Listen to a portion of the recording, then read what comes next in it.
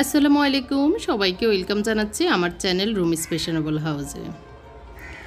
আজকে আমি দুপুরের রান্না থেকেই শুরু করছি। দুপুরের রান্না সকালেই করে ফেলছি, তো সেটা থেকেই শুরু করলাম। এখানে কয়েক পিস কাঁচামরিচ দিয়েছি, নারকেল দিয়েছি আধা কাপের মতো, কিছু পরিমাণ ধনিয়া পাতা দিয়েছি, টমেটো দিয়ে দিচ্ছি প্রায় হাফ কাপের মতো, আরও কিছু কাঁচামরিচ দিয়ে দিচ্ছি। দিয়ে এগুলোকে আমি ভালো করে ব্লেন্ড করব। তার আগ দিয়ে আরও কিছু পেঁয়াজ দিয়ে দিচ্ছি, প্রায় 1 কাপের মতো দিয়ে দিব। সবগুলোকে আমি ধাপে ধাপে দিয়ে দিচ্ছি যাতে ভালো করে ব্লেন্ডটা হয়। আজকে দুপুরের রান্না কি করছি এবং সকালের নাস্তায় আমরা কি খাচ্ছি সেটাই থাকছে। আশা করি শেষ পর্যন্ত দেখবেন আর ফুল ভিডিওটি দেখার অনুরোধ জানাচ্ছি।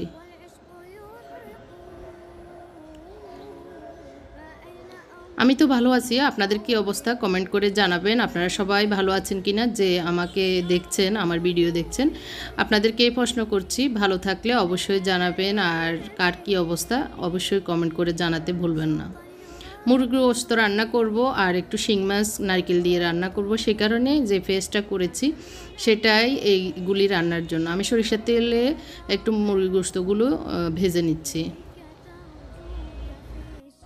কিছুক্ষণ ভেজে নেওয়ার পরে দিয়ে দিচ্ছি আদা পেস্ট 1.5 টেবিল চামচ, রসুন পেস্ট 1.5 টেবিল চামচ। ভালো করে আবারও নেড়ে চেড়ে ভেজে নেব।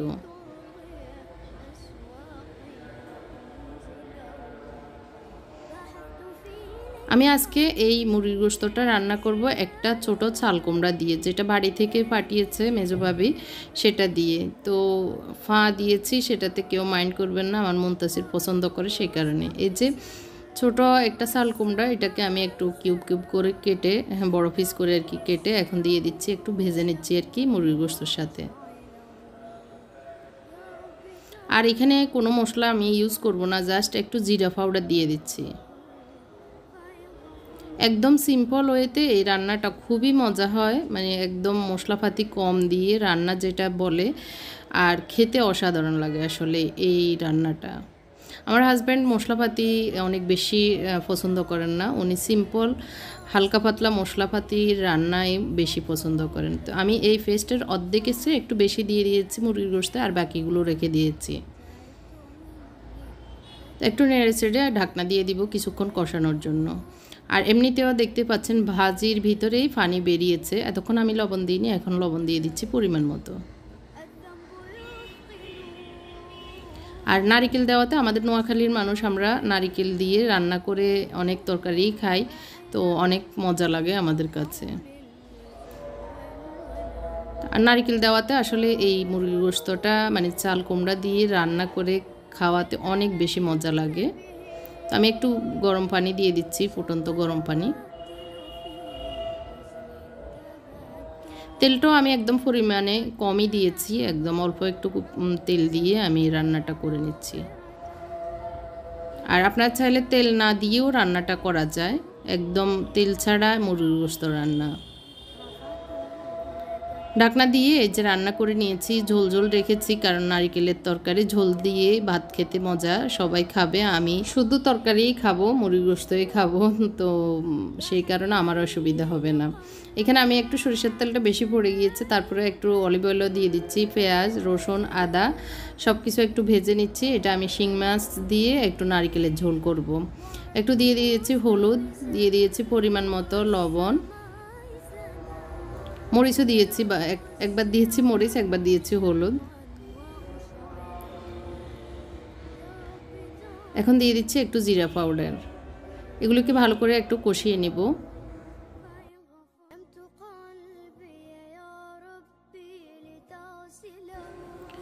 এখন দিয়ে দিব যে পেস্টটা আমি করে রেখেছিলাম, সেই পেস্টটা। এখানে নারিকেল, কাঁচামরিচ, ধনিয়া পাতা, টমেটো, পেঁয়াজ সবগুলোই ছিল, তো এগুলোকে ভালো করে কষিয়ে নেব। একটু পানি দিয়ে এগুলোকে ভালো করে কষাবো, কারণ নারিকেলটা ভালোই জোশ নেয়, যত জোশ করা হয় রান্না তত বেশি স্বাদ হয়। এই দিক দিয়ে আমি একটু পুঁই শাক রান্না করছি, তো ডাঁটা আর আলু আগেই কষিয়ে নিচ্ছি। এর ভিতরে ওগুলো ঢাকনা দিয়ে আবার রুমে চলে এসেছি, রুমটা একটু বেডশিট চেঞ্জ করছি, তো সেই কারণে ভাবলাম যে এটা করে নিই ওগুলো হতে হতে। شوقا يرتل في حزن تبت له فكل نبضة حب في نابض বেডশিটটা চেঞ্জ করে মানে ঝাড়া টাড়া দিয়ে আবার দৌড়ে চলে যাচ্ছি রান্নাঘরে, কারণ রান্না অর্ধেক পরিমাণ হয়েছে আর বাকিটা এখনও হবেই। এখনও নাস্তা খাইনি, পরোটা বানিয়ে আমি ছেঁকে রুটির বক্সে রেখে দিয়েছি। তো এখন একটু পরে আমার হাজব্যান্ডকে দিব, তো আমিও খাবো ওনাকে দিয়ে। তারপরে এই যে মোটামুটি এই মশলাগুলি কষানো হয়েছে, এখন আমি শিং মাছগুলি দিয়ে দিচ্ছি। শিং মাছের রগটা আমি শলা দিয়ে ফেলে দিয়েছি।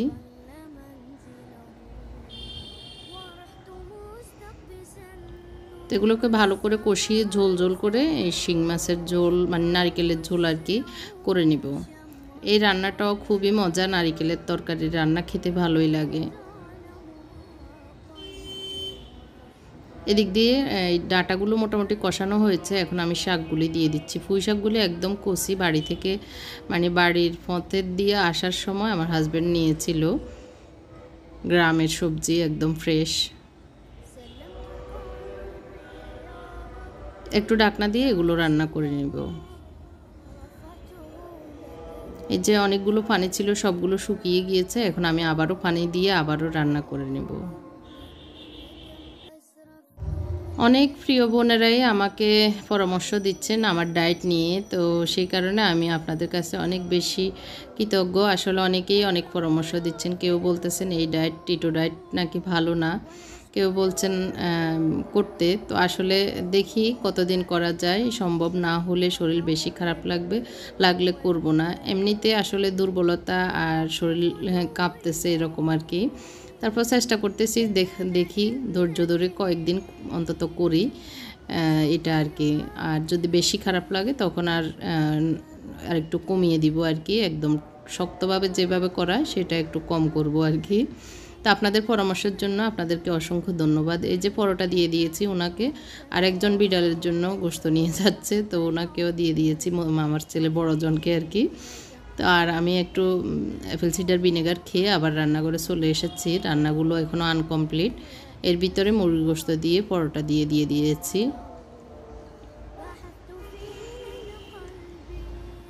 এখন আমার নাস্তা রেডি করছি। একটু ঘি দিয়ে দিয়েছি 1 টেবিল চামচ।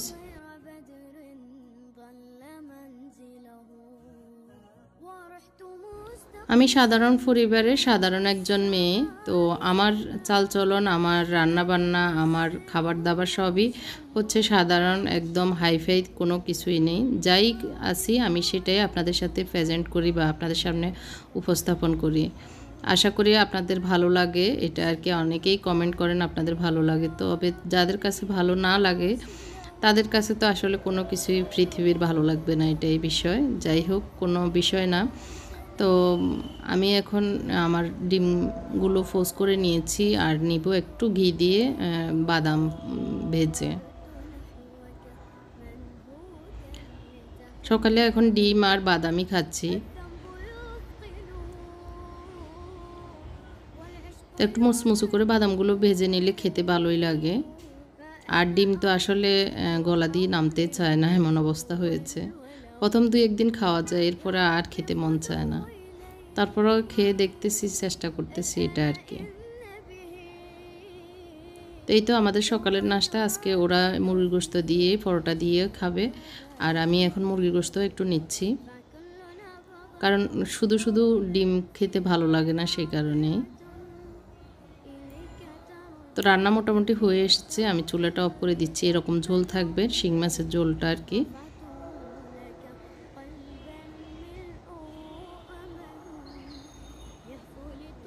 তো গোসল নামাজ পড়ে এখন একটু বারান্দায় যাচ্ছি, কারণ হচ্ছে বারান্দা আজকে আমার যে কাজের মেয়েটা রেহানা, ওকে দিয়ে বারান্দার এই যে পাপোশগুলো উঠিয়ে মানে ঘাস কার্পেটটা উঠিয়ে এভাবে মুছে নিয়েছি। তো একদম চকচক করতেছে শুকিয়ে আর কি। তো এখন এগুলো একটু গুছিয়ে দিই, কারণ এগুলো আবার ভাঁজ হয়ে যাবে।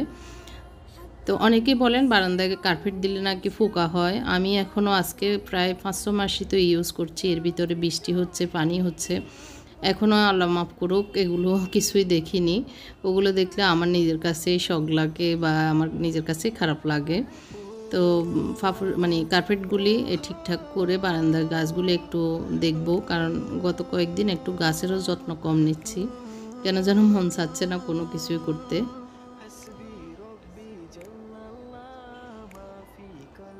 তো এখান থেকে গিয়েই খাবো এটা আর কি।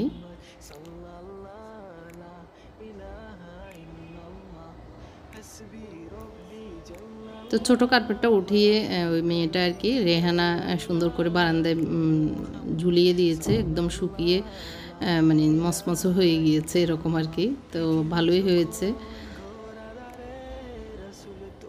তো একটু পাতা টাতা পড়ে আছে, আমি একটু শলা দিয়ে সেগুলো একটু ঝাড়া দিয়ে নিচ্ছি।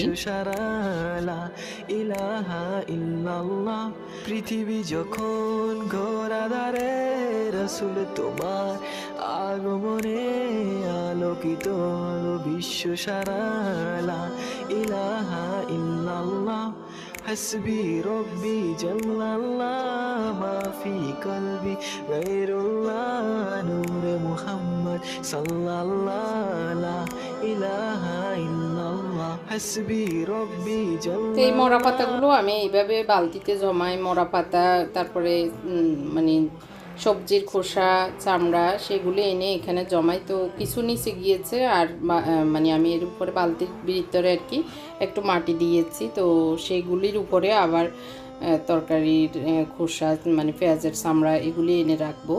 তো এই যে গাছের নিচ থেকে মরা পাতাগুলো এইভাবে রাখি। তো মোটামুটি গুছানো শেষ, এখন এরকম লাগতেছে আর কি। তো রান্নাঘর থেকে এই খোসাগুলো এনে রেখেছি, এখন এগুলো ঢেলে দিচ্ছি। এর ভিতরে আমি একটা গাছ লাগিয়েছি একটা পটে, তো সেখানে একটু মাটি নিয়েছি এখান থেকে।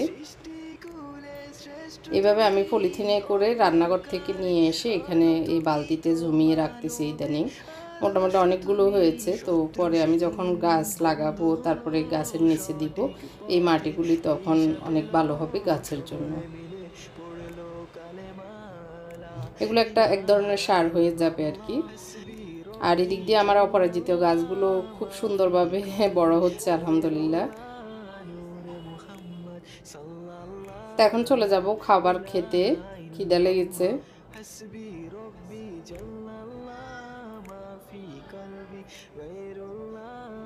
তো আমার দেখি আমার হাজব্যান্ডও আজকে আর ভাত খাচ্ছে না। আমিও সবজি এই যে যা যা রান্না করেছি একটু একটু নিয়েছি, উনিও ওইটাই করছে, ভাত আর খাচ্ছে না, মানে ভাত খাওয়ার মতো খিদা লাগতেছে না, এই জন্যই। তো আজকের মতো এখানেই বিদায় নিচ্ছি। আমার ব্লগটি কেমন লেগেছে কমেন্ট করে জানাবেন। আল্লাহ হাফেজ, আসসালামু আলাইকুম।